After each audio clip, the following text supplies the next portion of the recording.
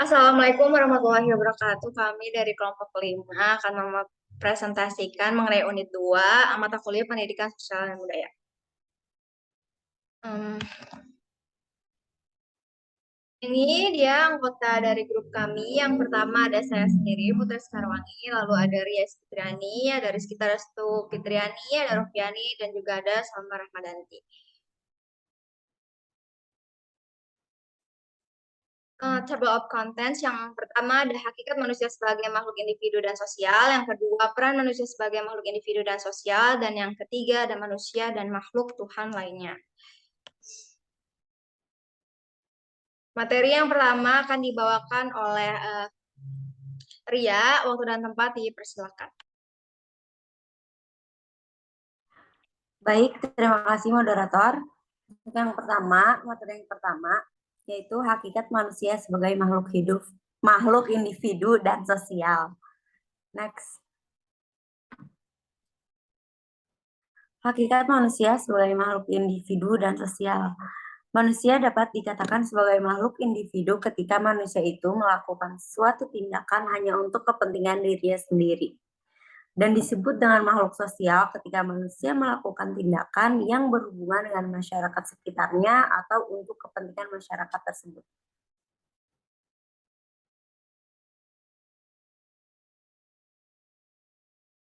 Baik, materi selanjutnya akan dibawakan oleh Salma. Waktu dan tempat dipersilakan. Terima kasih moderator. Di sini saya ingin menjelaskan tentang ciri khas masing-masing manusia. Dipengaruhi oleh beberapa faktor. Mengenai hal ini ada 3 pandangan yang menjelaskan faktor-faktor tersebut, yaitu yang pertama pandangan nativistik, ditentukan atas dasar faktor individu sendiri. Yang kedua, pandangan empiristik, yaitu ditentukan atas faktor lingkungan. Yang ketiga, pandangan konvergensi, yaitu dipengaruhi atas dasar individu dan lingkungan.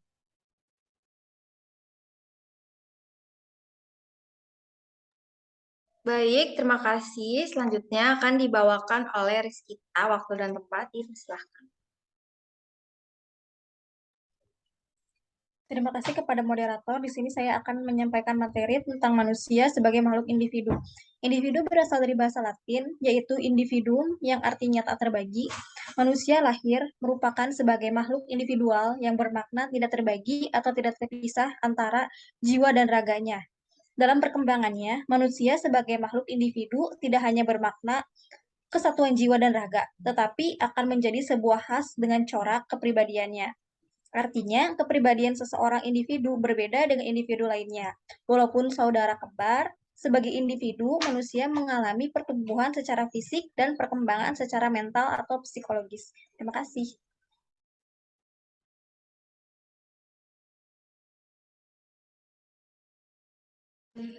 Baik, terima kasih. Untuk selanjutnya akan dibawakan oleh Rofiani, waktu dan tempat dipersilakan. Terima kasih kepada moderator. Materi selanjutnya adalah ada 3 pandangan mengenai pertumbuhan dan perkembangan tersebut.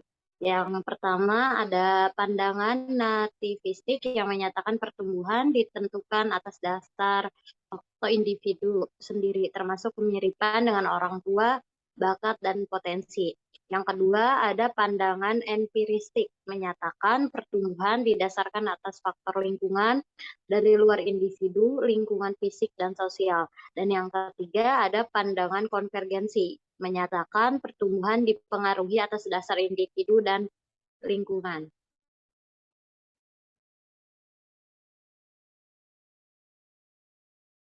Baik, untuk sekarang akan dibawakan oleh saya sendiri. Manusia sebagai makhluk sosial. Manusia dikatakan sebagai makhluk sosial karena satu, butuh orang lain dalam pemenuhan kebutuhan dasar atau biologis. Yang kedua, perilakunya dipengaruhi orang lain. Dan yang terakhir, adanya kebutuhan untuk berhubungan dengan orang lain. Kebutuhan sosial dan untuk hidup berkelompok.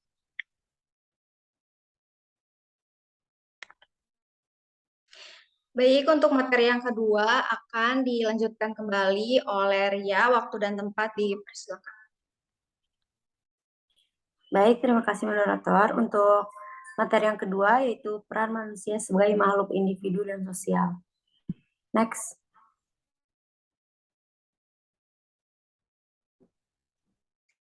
Sebagai makhluk individu, manusia mempunyai peran yaitu yang pertama menjaga dan mempertahankan harkat dan martabat.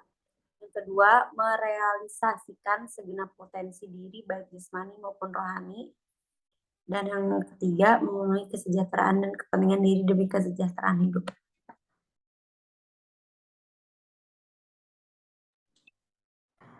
Adapun peran sebagai makhluk sosial ialah satu, melakukan interaksi dengan manusia lain atau kelompok. Kedua, membentuk kelompok-kelompok sosial. Dan ketiga, menciptakan norma-norma sebagai pengaturan tata tertib dalam berkehidupan berkelompok. Terima kasih. Baik, materi yang selanjutnya akan dibawakan oleh Salma. Waktu dan tempat dipersilakan. Terima kasih moderator. Di sini saya ingin menjelaskan tentang peranan manusia sebagai makhluk individu. Sebagai makhluk individu, manusia berperan untuk mewujudkan hal sebagai berikut. Yang pertama, menjaga dan mempertahankan martabat serta harkatnya. Dua, mengupayakan terpenuhinya hak-hak dasarnya sebagai manusia. Yang ketiga, merealisasikan segala potensi baik sisi jasmani maupun rohani. Yang keempat, memenuhi kebutuhan dan kepentingan diri demi kesejahteraan hidupnya.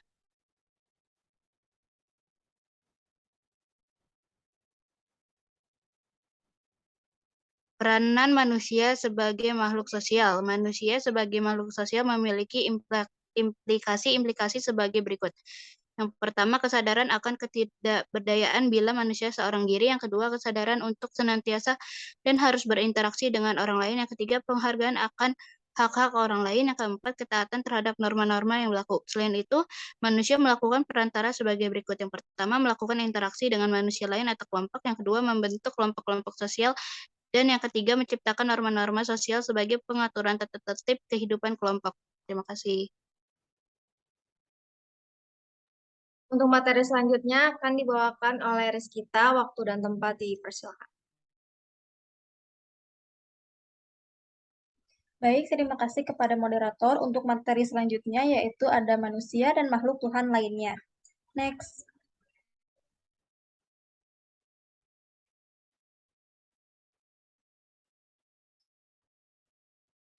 Manusia secara fisik hampir sama dengan makhluk hidup lainnya. Sama-sama memiliki unsur yang mendukung untuk hidup. Manusia secara khusus berbeda dengan makhluk hidup lainnya. Manusia adalah makhluk Tuhan yang paling sempurna karena manusia memiliki akal. Dengan akalnya, manusia bisa menyebut atau mengkategorikan sesuatu, atau manusia bisa membuat suatu konsep. Dengan akal, akhirnya manusia memiliki kemampuan berpikir. Berpikir sebagai perbuatan operasional dari akal yang mendorong untuk aktif berbuat demi pemenuhan kebutuhan dan peningkatan hidup manusia. Terima kasih. Baik, untuk materi selanjutnya akan dibawakan oleh Ropiani. Waktu dan tempat dipersilakan. Terima kasih kepada moderator. Materi selanjutnya adalah kebutuhan manusia. Secara umum ada dua, yakni yang pertama ada kebutuhan kebendaan, jasmani, dan biologis. Dan yang kedua ada kebutuhan rohani, mental, dan psikologi. Next. Menurut Abraham Maslow, ada 5 kebutuhan manusia. Yang pertama ada kebutuhan fisiologis atau primer yang mendasar. Ada makanan, minuman, pakaian, dan lain-lain. Yang kedua ada kebutuhan rasa aman dan perlindungan, yakni bebas dari rasa takut, terlindungi dari bahaya dan ancaman penyakit, perang, dan lain-lain. Yang ketiga ada kebutuhan sosial, yakni dicintai, diperhitungkan secara pribadi, diakui sebagai anggota masyarakat.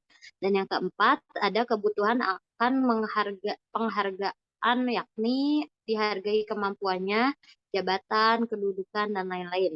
Dan yang terakhir, ada kebutuhan akan aktualisasi diri, yakni ekspresi diri, memaksimalkan potensi diri, dan kreativitas. Terima kasih.